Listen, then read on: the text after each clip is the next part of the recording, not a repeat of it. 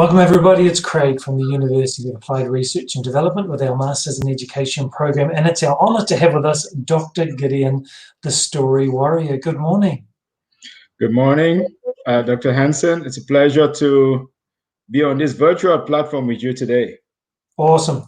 Gideon, I was really intrigued by your profile and everything you've done, and normally I speak with emergency managers and we talk about how emergency managers really make a difference in people's lives and how that's changed during COVID. And that caught my attention because I know that's part of your past as well and your experience, but something that you're quite famous for is the story warrior and the power of your story. So why don't you share just a summary of how you became the story warrior?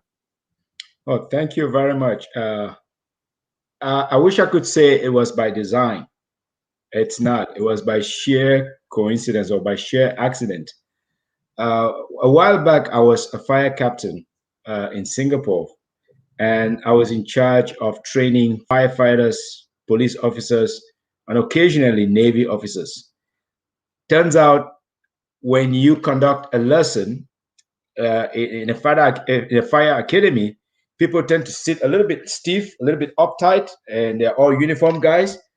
But I noticed that whenever I use a little story, a little anecdote, people would lean forward and they wipe their eyes, they clear, make sure that they're getting every single word. And I discovered this thing looks like a special kind of drug that gets people excited about learning. So I started to infuse all of that into my presentations, and more people gave very positive feedback. So when I left the job as a fire officer, I started my own training company. I started using more and more of that, and I always get the same feedback from 20 over countries, 20, 30 countries. I discovered this is not just some random thing. It's definitely something that is worthwhile pursuing. And then by 2008, people started asking me to speak at conferences. In fact, the first conference I spoke at was for International Association of Emergency Managers.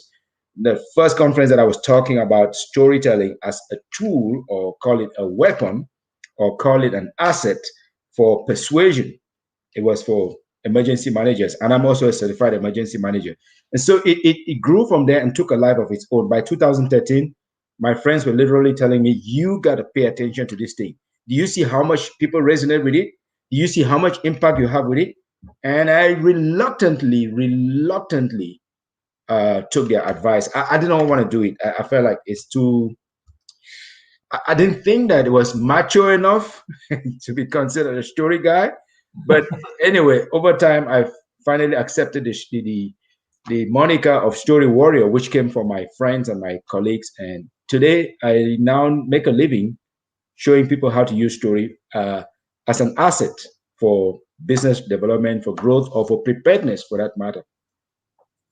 Love it. I mean, we've just partnered with International Association of Emergency Managers just recently, so that our people that are in the program and our bachelor's degree and our master's degrees can become certified like yourself. So that's exciting. There's many synergies between what you've done and what we're doing as well. I was really caught by some of the things that you shared in your YouTube video and also on your LinkedIn profile, which I'll put with the show notes for people to connect with you.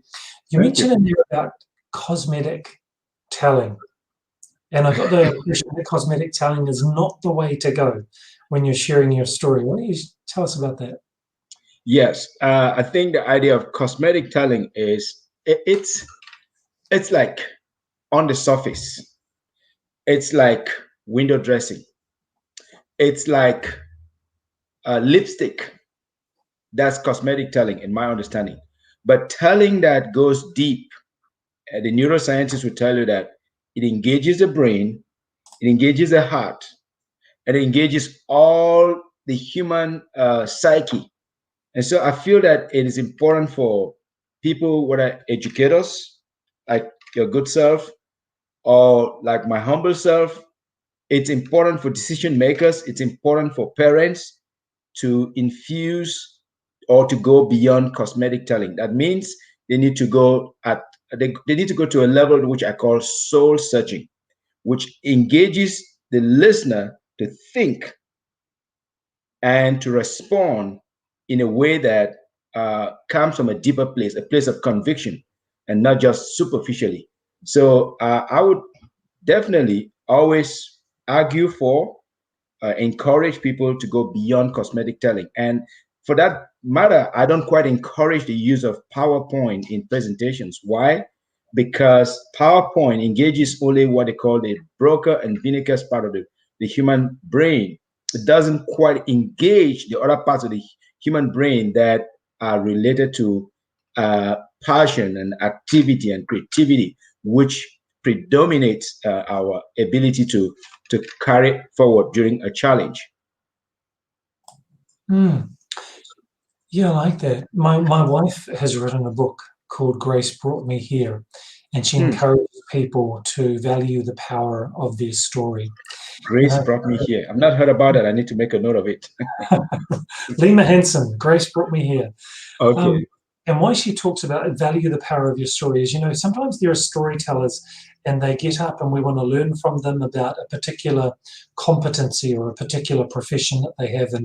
And we know that when they're talking, they might share anecdotes. And Mhm. there's a real difference between someone who shares someone else's story Mhm. and then sharing an experience they've been through. Why do you think Yes. that's so powerful that we share our own stories? I think first, if you share your own story, you are the number one authority on yourself. And that just it encapsulates your being in a very different way from when you're telling some other person's story. Now, we cannot discount the importance of other people's stories. However, our own story comes from a place of episodic experience. And the neuroscientists will tell you that when you've had an episode, you've had a moment that was either depressing or uplifting. And if you are able to relive that moment by telling it, it is very clear that in some ways your energy level, your the way that you convey it, the way that you would probably to a large extent try to allow or help the other person to feel the way that you felt. By doing that, of course, you would be encouraging them to have this neural connection with you. Now, if you're telling some other person's story in which you only have a semantic understanding of it, you are not part of the event itself, I don't think that it carries or conveys the same depth of energy, the same depth of emotion. And as a result, it would be good, but it would not be as important, it would not be as helpful as your own story. So we tend to argue for your personal tale, your personal narrative. And I've seen people who are not gifted speakers. They use an event from their life and they bring everyone to tears or they bring everyone to joy. Hmm. Yeah, I like that you said about authority and how there is that authenticity, that authority when someone's speaking their own story. I That's really right. like that and connecting with those emotions. Can you give us an idea of some techniques that you use when you're telling your story to convey that authority and engage those emotions?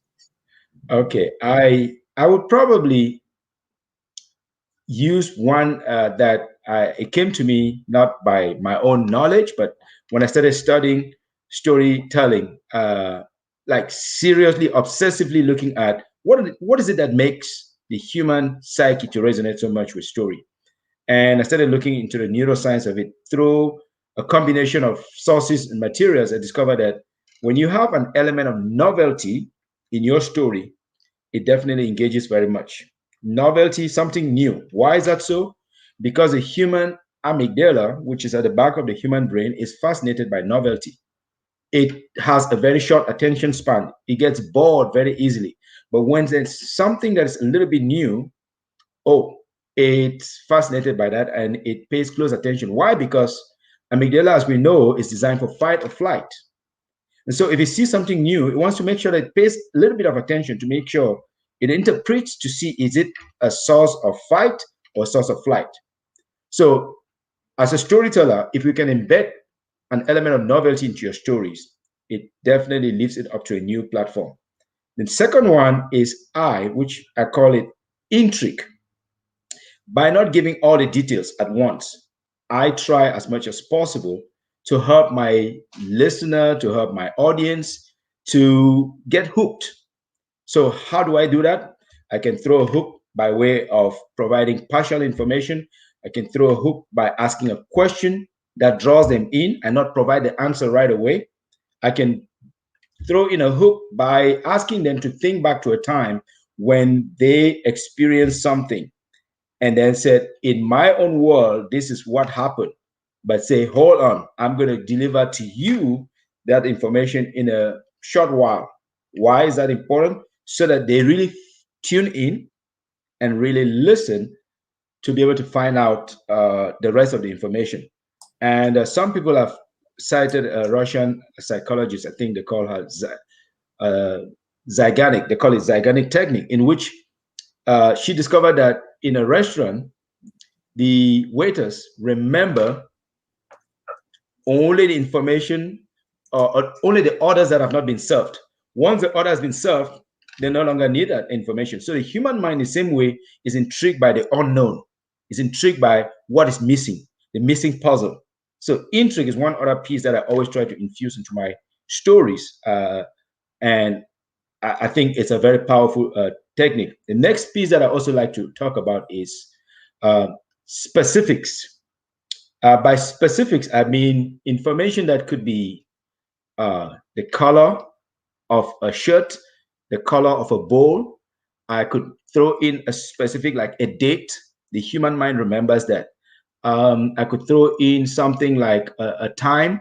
I could throw in something like not too much, not overwhelming specifics, but just enough, if sprinkle enough specifics here and there in your stories. For example, I have a story in which I will talk about me being a firefighter in Singapore, and I would be kayaking on the South China Sea with a bunch of other firefighters. And I was sitting in a tiny red kayak, and 2, 3 days later, I asked people on my training program, who can remember the color of my kayak? They say it's red. And I could even throw in the number of people, and they'll say almost the exact same number of people. And this is like 30% of the people would remember that information. So that's a specificity. Then the fourth one that I also try to infuse is surprise, an element of surprise. I never design any story and leave it to chance. I always pull in something that would fascinate my audience. Like, okay, I did not see that coming. And I carry on me at any given time different pieces, which if I have the opportunity to, I will use. For example, sometimes I have a story in which I will talk about different elements. And I said, don't be a secret agent. And I'll pull this up, not because but because I know that every day I go out there, I have the opportunity to communicate with people. I have to have different pieces on me that I can use to create something unique in my stories. I have a little bit more, not to. So on my body, there are multiple bits and pieces that I can infuse into my stories to make sure that I create episodic moments so someone doesn't listen to me and forget me. And I've been fortunate that people will talk about 3, 4 years. I still remember exactly what you said. At first, it was a coincidence, but over time, I discovered that the human is fascinated by these four elements. Through the study of neuroscience, I've come to embody these pieces in the stories that I create and tell. I think that's fantastic. I really like the idea of surprise. Sorry, You look good with those. Sorry, it took quite a while. A long answer to a short question. My apologies. No, really good. I've noticed, and I don't know if you've noticed, that because of attention span, things like social media, people are always on their devices. Students are now digital natives. We have the next generation coming into industry. Have you noticed there's been this effect on attention span? Absolutely, absolutely, and that's the more reason why, as communicators, whether we're educators, whether we are emergency managers, whether we are teachers, whether we're nurses or doctors, we need to be better communicators. In other words, we need to earn the attention of our audiences. We cannot leave it to chance. We cannot afford to be boring anymore. Matter of fact, lately I decided to design a new program called Captivating Storytelling for business people, for educators. Reason is because I realize when I go onto Zoom meetings or Zoom training webinars, people are, some of them really go out of their way to be so boring to the point that they make learning become a chore. But I think learning can be, it can be delightful, but it's incumbent on the educator to throw in all these bits and pieces that will keep people on the edges of their seats. If people wanted to start with storytelling and they're not used to it, they're used to just presentation mode, where's a place that they can start? How can they warm up their engines for storytelling? That's a great question, Craig. I think they can start by studying the best communicators in their life, observing them closely. What are the tools? What are the ingredients that they use? And if they're interested in books, there are lots of books out there. One that was very instrumental for me when I started out was a book by Stephenson Doug. Stephen Denning. Stephen Denning. He's an Aussie gentleman who used to work at the World Bank. Stephen Denning. But there's also another guy called Stephenson Doug. Looks like there are a lot of Stephens in the world of storytelling. And I don't know if it's a coincidence or there's something there, but these two gentlemen teach storytelling from a different perspective. Stephen Denning teaches it for leaders, a leader's guide to storytelling. That's one of the books that shaped me starting out. Then Stephenson Doug talks about story theater method, which means you can take a story, even though it's boring, and you can turn it around and you can make it fascinating by what he calls the in and the out moments, the moment when you narrate and the moment when you jump in and act out the characters. So first, I would say they should study those people or observe the people that they think are fascinating in their lives. And secondly, they can go out and get these books. And if they're kind enough, they can also get my own book, which is The Science of Story Selling. That also could be introductory. And then it goes on to talk about elements of neuroscience and how these affect us as story creatures. Gideon, is your book an electronic book, soft copy book, or is it a hard copy book? Oh yeah, it is both. We have audio copies on Audible, Science of Story Selling, and then we have ebooks, which is on Amazon. You can get an e-copy, of course, through the electronic version, and of course, you can get a hard copy version too. And either one is good. I feel like there are multiple ways of consuming new material these days. Awesome. And what's the best way, just as we wrap up, for people to be able to get hold of you? Is it LinkedIn? Would you prefer Facebook or your website? I prefer maybe an initial contact on Facebook, and on Facebook, I'm sorry, on LinkedIn, not Facebook. LinkedIn, I am Gideon For-mukwai, and you can look at Story Warrior. And I also have a website, which is shorturl.at. But I enjoy meeting new people. I enjoy sharing ideas about storytelling. I don't want to hesitate to keep it to myself because I've benefited from many people, and it would be a shame not to share it with others. So I enjoy sharing on those topics, whether for a fee or for free, depending on the circumstances. I think that it's always a joy. Lovely. Well, Gideon, thank you so much for your time. We'll make sure for people that want to get hold of you that we have your link to your YouTube and also your LinkedIn and your other resources as well with the show notes, and I'll put those up within 24 hours. So really want to thank you for your time and for your energy and doing this. And I'm in New Zealand and you're over there in the States. Outside of Portland, US, and thank you so much, Craig, for what you do, being an educator, being someone that is training the next level of emergency managers, and also taking an interest in other areas that help emergency managers to do a better job. So thank you so much for what you do, and to all the good folks out there. I'll be checking your wife's book, without a doubt. Grace, what is this title again? Grace Brought Me Here. Lima Grace Brought Me Here. That is an amazing title. Yeah, she's an amazing woman. Okay, I'm glad for you, sir. Thank you so much, and you have a great day. Thank you, and same to you, Craig.